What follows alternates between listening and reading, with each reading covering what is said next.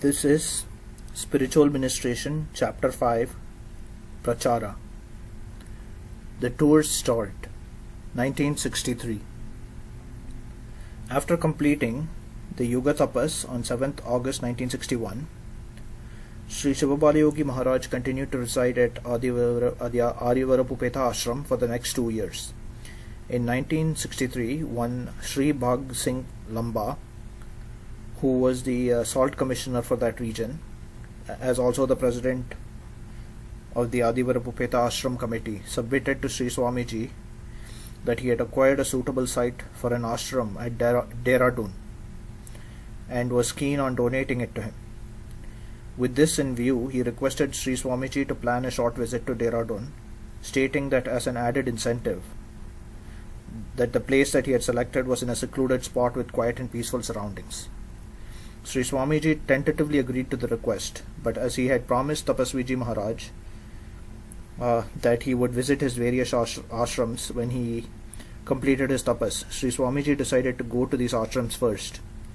It was thus that Sri Swamiji started on the first of his many tours, which were to eventually embrace the length and breadth of India. The first tour started on 21st March 1963. Sri Swamiji went first to Kakinada, where he stayed for 4 days in Sri Tapasviji Maharaj's ashram. From there he proceeded to Madras, halting en route at a number of places. At Madras, Sri Swamiji stayed at the Padmanabha temple at Adayar and gave public darshan for 3 days. From Madras, Sri Swamiji proceeded to Sri Tapasviji Maharaj's ashram located in the Nandi Hills.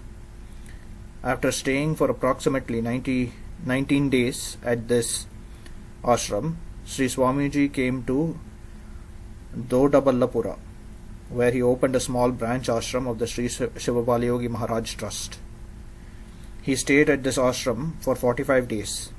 During this period, a large number of visitors came from Bangalore for the darshan of Sri Swamiji.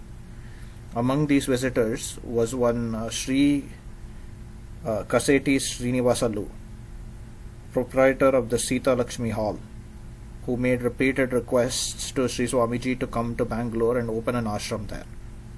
Sri Swamiji agreed to this request, and so Sri K. Srinivasalu donated an acre of land for the proposed ashram on the Bannerghatta road and had an ashram building constructed on this land.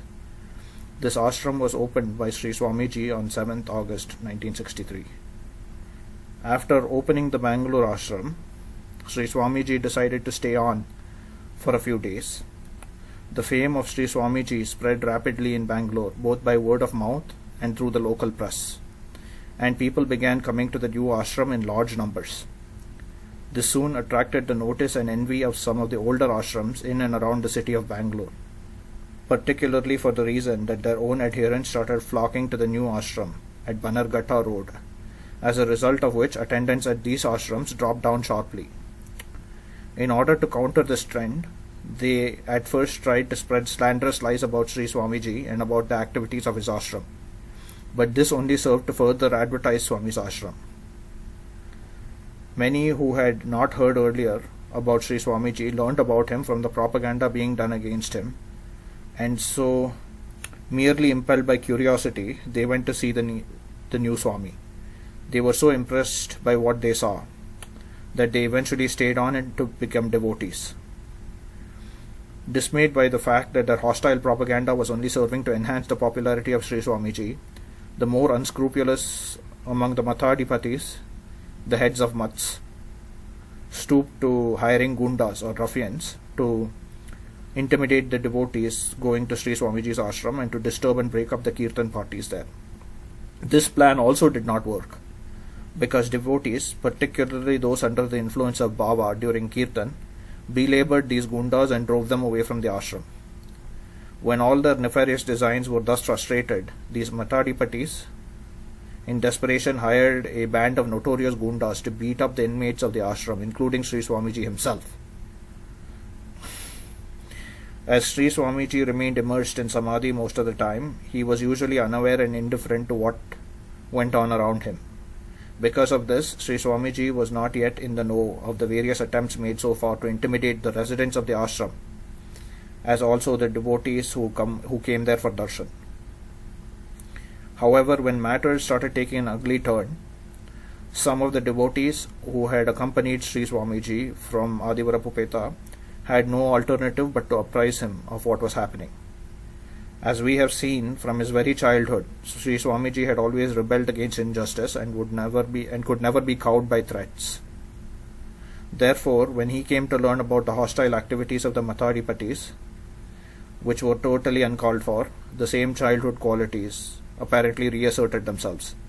Under Sri Swamiji's directions, steps were first taken to effectively thwart the nefarious designs and activities of these misguided heads of mutts, who were attempting to malign and throw out Sri Swamiji from the Bangalore ashram.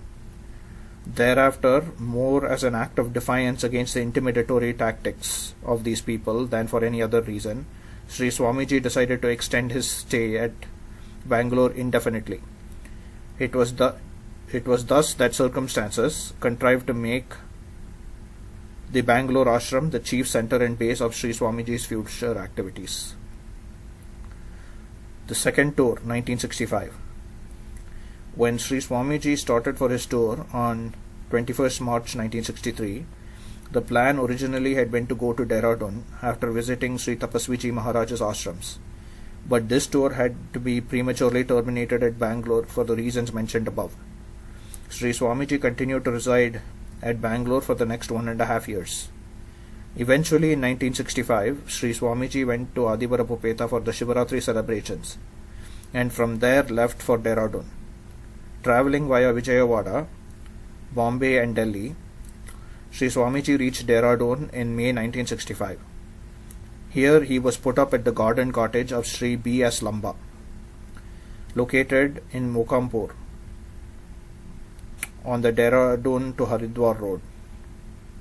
It was during his stay at this cottage, Sri Swamiji was invited to visit Anandamayi Ma's ashram located on Rajpur Road, Dehradun. Maharani Kailash Kumari Devi of Patna in Orissa was a regular visitor to Anandamayi Ma's ashram. When Sri Swamiji came there, she had darshan of Sri Swamiji and at once recognized his spiritual eminence. The very next day, the Maharani Sahiba came for his darshan at the Mokampur cottage. She took Dhyana Diksha from Sri Swamiji and from that day became one of his most ardent and devoted disciples. In fact, Maharani Sahiba, her husband, the late Maharaj Rajendra Narayan Singh Deo, and through them the rest of their family, became preeminent devotees of Sri Swamiji. Maharani Sahiba entreated Sri Swamiji to spend a few days at her residence on Rajpur Road, and so toward the end of July 1965, Sri Swamiji came and spent a few days at the Maharani Sahiba's residence at 180C Rajpur Road.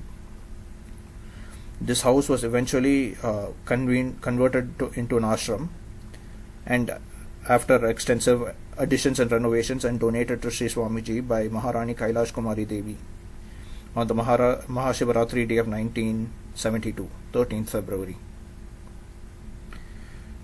Further tapas. At the time of completion of the Yuga tapas, Shankar Bhagavan had told Sri Swamiji that he would make him sit in tapas from time to time as required. Accordingly, on 24 July 1968, the Divine Guru appeared before Sri Swamiji and told him to do tapas for 1 year, commencing from 7th August 1968.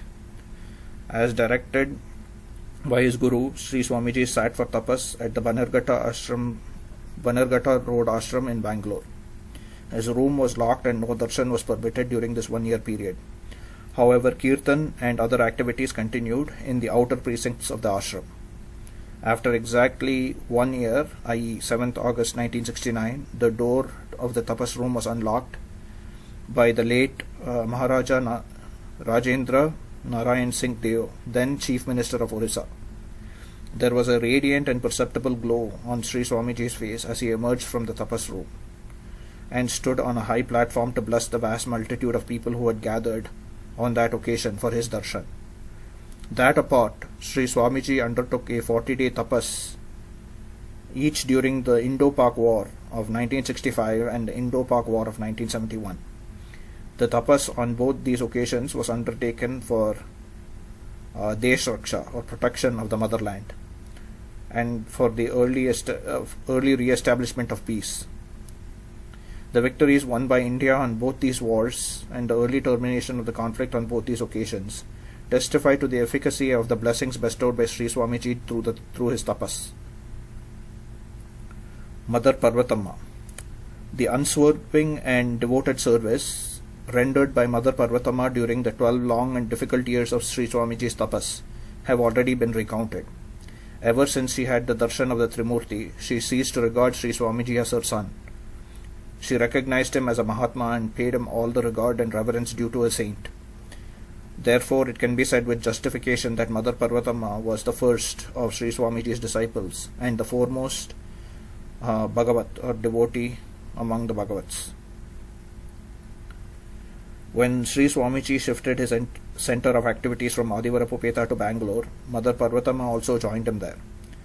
Though she was staying in a separate house located at some distance from the ashram, she nevertheless supervised the entire running of the ashram, particularly the care and comfort of Sri Swamiji. By virtue of being Sri Swamiji's mother, she was naturally placed on a high pedestal by the devotees and given all the reverence and regard due to her. But all this adulation did not affect her in the least. She continued to be the simple, unsophisticated, motherly lady she had always been. Her motherly love embraced all who came to her, and remembering her own days of poverty and want, she had a particularly soft corner for the poor and destitute. Generous and loving by nature as she was, no person who went to her for help ever returned disappointed. She unstintingly gave to the poor and the needy whatever they asked for, whether it was food, money, or clothes. During the early days of the establishment of the ashram, there were many occasions when there wasn't enough food or money for herself and for the others who were staying with her. But she preferred to go hungry rather than turn away a poor man empty-handed. Such unfailing love and generosity could not but strike a responsive chord in the hearts of all those who had the opportunity of coming in contact with her. In fact, it could well be said that whereas people were drawn to the ashram by the spiritual eminence and powers of Sri Swamiji, they were equally attracted by the solicitude and affection shown to one and all by Mother Parvatamma. The remorseless passage of time leaves no one untouched. The hardships and anxiety that Mother Parvatamma had to face during the earlier years left their scar, and she eventually developed a heart condition. She did not allow this to interfere with her activities in any way, but she now knew that she did not have long to live. Often when alone with Sri Swamiji, she spoke to him in this strain, saying that the body was now old and deceased and he should release her from the shackles of this worn-out body. But Sri Swamiji would make light of the matter and tell her that he wanted her to stay for some time yet. Finally, her wish was granted. On 15th June 1976, Mother Parvatamma had a severe heart attack in the early hours of the morning, and at 7:30 a.m. she attained Mahasamadhi. Mother Parvatamma had been the mother not only of Sri Swamiji but all his devotees, and the news of her sudden passing away created widespread shock and sorrow. Vast crowds of mourning devotees gathered for her funeral. She was laid to rest in the presence of Sri Swamiji and with all religious rites due to a saint in the precincts of the Bannerghatta Road Ashram. A samadhi had been erected over the place where she was buried, and a Shivalinga has been installed there by Sri Swamiji with his own hands on the Shivaratri day of 1978. The samadhi has thus become a shrine to the mother who so lovingly, selflessly and devotedly served Sri Swamiji and later also his disciples. Side note, Mahasamadhi means great Samadhi. This term is used to indicate the passing away of a saint.